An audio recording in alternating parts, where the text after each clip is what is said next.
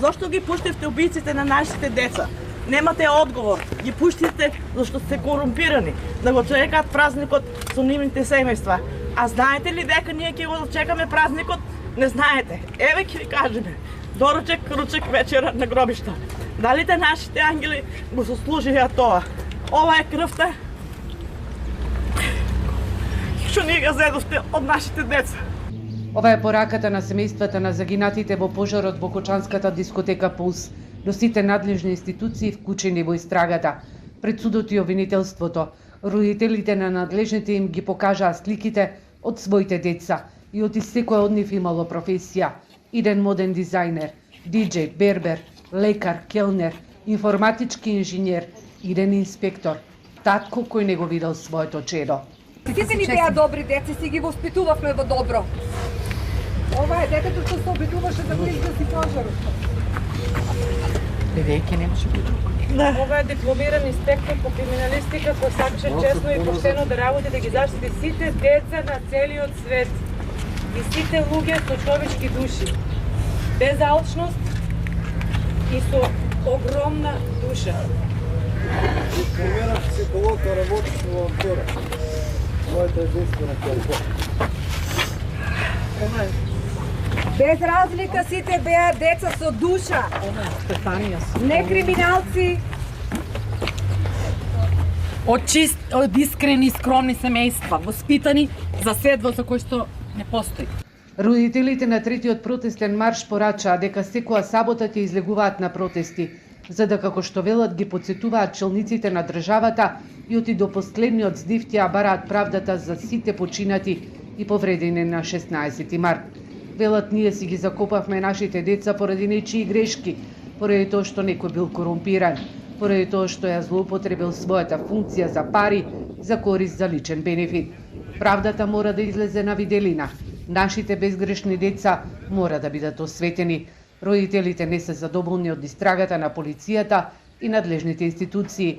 Се сомневаат дека за трагедијата ќе бидат обвинети нивните деца и групата ДНК. Имам прашање до министерот Тошковски каде се купуваат дипломите. Само толку имам да прашам. Ништо знаеме за да купат. Лиценците за дискотека се купуваат. И тоа не се каже. За обезбедувањето. Се однадва, дали се они чувари? Беа секој викенд беа тамо. Значи јас луѓето не ги окривувам, ама нека се каже целата истина. Секој викенд беа тамо. Одев и јас со мојата керка, бидејќи беше мала и ми беше поддршка во се. Секој викенд беа тамо обезбедувањето. Зашо ги пуштаа? Ако не ги пуштаа они, ако дискотеката беше правилна и си работеше по законот, ово немаше да се десе. Малолетниците зошто се крини во веце? Во вецето се ставани деца, како тоа да се компири, тоа се деца, тоа се луѓе. Како може така на такво нешто? Фанавко за раката, оди помогни, извади деца, помогни. И он само се фана за главата и се тргнаа таму. Никој со прст не мрдна да помогне. Они стоја овака и гледа, јас се моле, помогнете им. Никој не помогна. Никој ништо не е помогнал деца, за тоа се почина. Семејствата пред општината порачаа дека ќе ја следат работата на инспекциите. Правда мора да има и одговорност. Одговори веде градоначалникот на Кочани Венко Крстевски. Системот ни генерира несреќи 30 години, ама ние сме тие што треба да го сменеме системот. И за тоа што како што кажав, општината ќе ви помогне на вас, ама сите да си помогнеме за да го сменеме овај систем да генерира несреќи у иднина. Толку од мене и да знаете уште нешка дека ќе одиме до крај. Правдата до крај ќе ја годиме. Јас ќе бидам во првите редови, ќе се борам за не ме интересира 6 месеци мандато и дали ќе имам друг мандат. Мене политика не ме интересира. Тоа ќе го докажам преку работа. Никој не го интересира тука политика, тука ви сите интересира правда. Тоа го покажуваме со нашите постапки.